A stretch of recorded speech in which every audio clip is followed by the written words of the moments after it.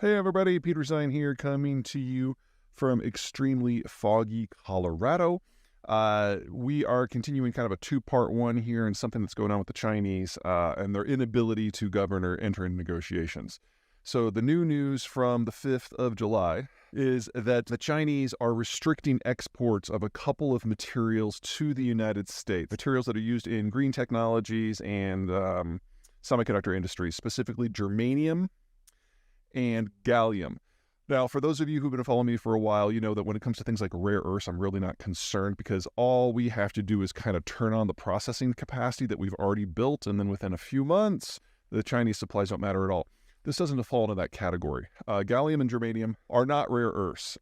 They're co-produced with other ores, so it's not that the extraction is particularly difficult, but this is something where we would have to build up the processing capacity first before we can get around this being a problem. I still don't think it's a major problem for two reasons. Number one, for people who are willing to admit that it's something that's becoming increasingly obvious, the bilateral relationship between the United States and China is hostile. It's becoming more hostile by the second, and the incapacity of the Chinese system to even enter into meaningful negotiations means it's only going to get worse. Part of the issue is that Chairman Xi has so purged the system that China is not even capable any longer having good faith negotiations. And even if it was capable of good faith, it couldn't handle the technical details because Chairman Xi would have to do it personally, and then he would have to implement it personally because he's purged the system throughout China of anyone who is even marginally competent. So the capacity of China to even act as an actor, much less a good faith actor, is pretty much fallen away, which leaves us with things like this germanium and gallium ban, because this is like knee-jerk grade D minus, not even freshman level economic coercion. The Chinese said flat out that this was a hostile move designed to punish the United States and that more was coming. But when you look at what's going on, you'll see that it's not something to be all that worried about. Now, germanium and gallium, the Chinese, based on whose numbers you're using, produce between 50 and 80% of those two materials. And yes, the United States does have a weakness in terms of processing and access, but a few things to keep in mind. First of all, germanium is a byproduct of zinc mining and zinc refining, and zinc production globally is pretty robust. Yes, the Chinese are the biggest player, but they're also the biggest user. So if you were simply to add some processing capacity at a half a dozen places around the world, maybe a couple in the United States would be nice. That would solve itself. Gallium is a byproduct of aluminum production. Specifically the first stop of aluminum production where you turn bauxite into alumina. That is also done in a number of places. The reason that the Chinese dominate the production of these two micromaterials is that it's a little dirty, and so the Chinese have just subsidized the production of that specific set. There's nothing expensive or technologically competent or even particularly time-consuming about building replacement capacity. And so we might have some pressure for a few weeks to a few months as people kind of sink in how serious the Chinese are or not about these bans, but replacing those materials is not particularly hard.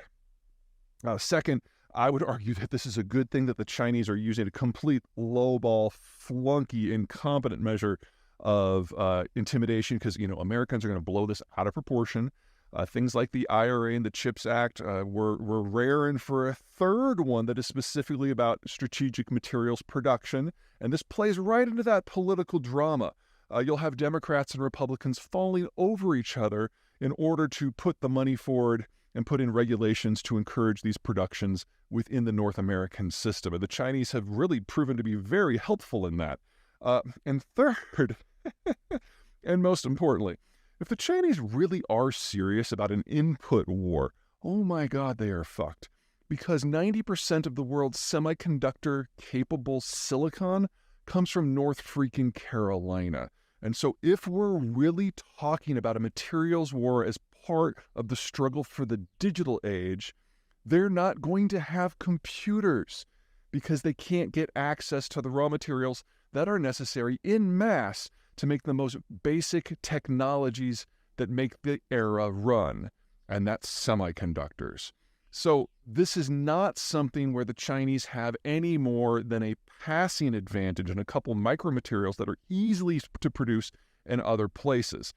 And by doing this in this way, in this in-your-face wolf warrior way, for something that ultimately is easily replaceable is probably the most effective way that I can think of getting the United States past dependency on the Chinese in general, and honestly destroying their tech sector in its entirety. Now, there's some political decisions that have to be made in the United States on both sides of the aisle, on Capitol Hill, in the White House, and on and on and on. But the United States is in the mood for this. The competition, now that we're entering political season for the next election cycle, is who can be most anti-Chinese.